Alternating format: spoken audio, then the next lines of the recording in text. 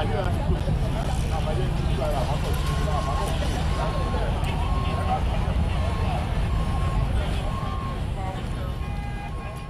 right, so those were images that came in moments earlier from Otedola Bridge, scene of that accident.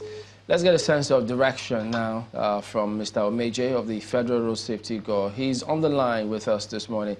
Good morning, Mr. Omeje, and thank you for joining us. I know, very hectic for everyone involved, the road safety, emergency management agencies, all of those organizations. And well done to all of them, including yourself. But at the moment, what can you tell us? What is the current situation about the accident at the moment? What's going on now is the issue of removing those wreckages. Yesterday night, we were only able to put some of them by the roadside so that we can open up the traffic. We succeeded in doing that late yesterday night.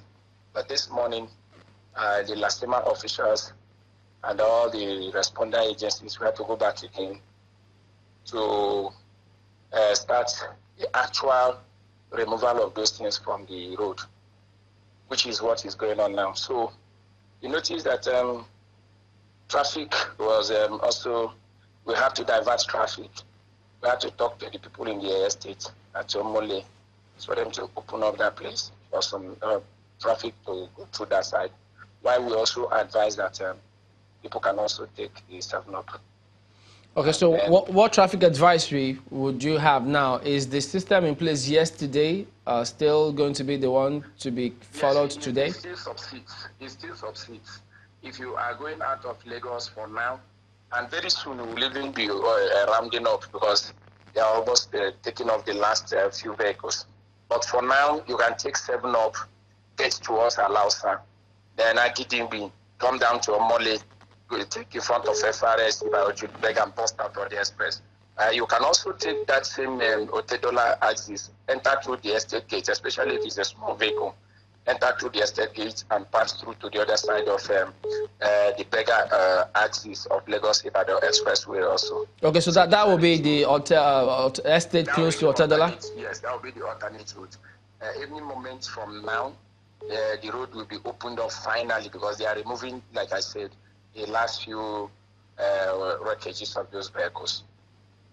Okay, so we don't expect any hindrances from any of those estate security agents so that they can allow motorists to We have approached them. We have approached them to understand. It's just it's a situation, the situational thing. It's not as we are converting their estates to a thoroughfare per se, but just for the moment, let them just allow people to pass through that place without hindrances. Okay, I know the people going to Ibadan, going towards the east. Ikorodu Road is also an alternative route. It's also important we mention that you can also take Ikorodu, get towards Shagamu and post out and continue your journey. Okay, do you have any information whatsoever about the casualty figures now? I think it still stands as at yesterday. We have not been able to recover any other burnt body. All that yesterday we did say 9 persons burned beyond recognition, and of course 4 others that were injured, so that sustained various degrees of burns, and were taken to hospital. So outside of that, there is no other new information per se. Mr. Omeje, because a lot of people are really concerned about this very unfortunate incident that we saw yesterday and are questioning why should we have tanker drivers driving at the thick of rush hour. And we're expecting also that the governor of Lagos State will at some point visit that area where you're doing the evacuations and clearing up. What would you say about those tankers that move at those times? Do you think it's advisable, for instance, to revert to an earlier law in Lagos State that limits the time when they move to the night time, to the early mornings only? Well, I don't even really think the issue is about the time you move or the time you don't move. Rather, the issue is we should be more concerned about our driving culture, the way and manner we drive in this country, the way and manner we take care of our vehicles. If these vehicles are taken care of, they are roadworthy, all the safety standards are in place. For example, that tankers crash all over the world, but the difference is that in other climes, in other places, when incidences like this happen, because the safety standards are very high, that all those trucks, they have what we call manhole safety valves, that even if that truck falls, it does not mean that the product must spill out, not to talk of causing this kind of havoc. But in our own case, those things are not there. It's only the major marketers that have these manhole safety valves that we are talking about, that have trucks that have them. And so all other independent marketers that their trucks don't have it, we have been engaging them in discussions that there is need to implement these safety standards to the letter, so that this kind of thing can be averted in future. Then secondly, we also look at the way we drive. At peak periods like that, all you see is bumper-to-bumper driving, everybody kissing each other, tailgating, which is not correct.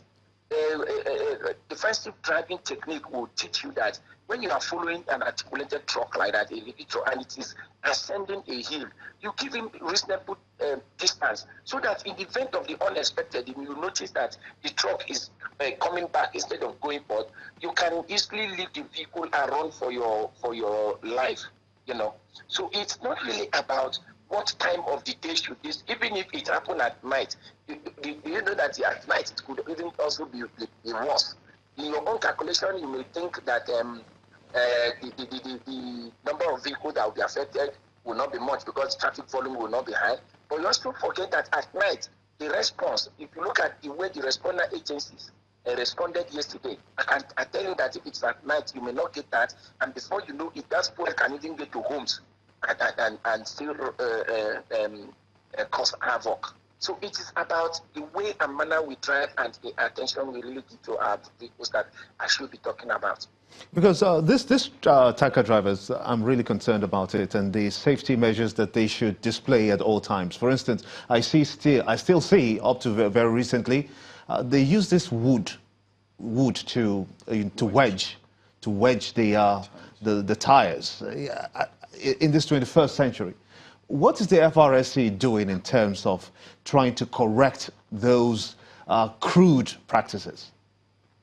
As I speak with you, that was in 2016. We came up with a program called the Safe to Load program.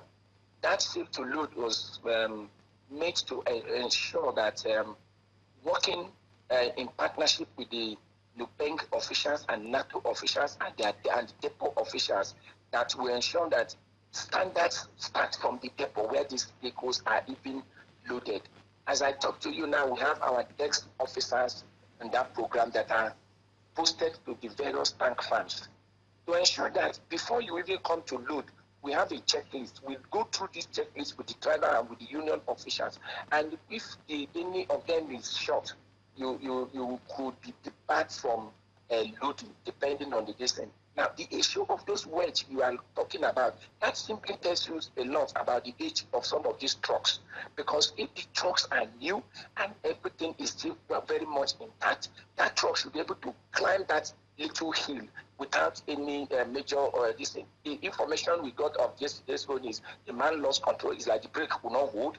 He lost control and the thing started coming back. And in order not to continue rolling back on vehicles, the man quickly turned the head and in a jackknife format, and the head was severed from the truck, and the thing crashed, and that was how the explosion came about.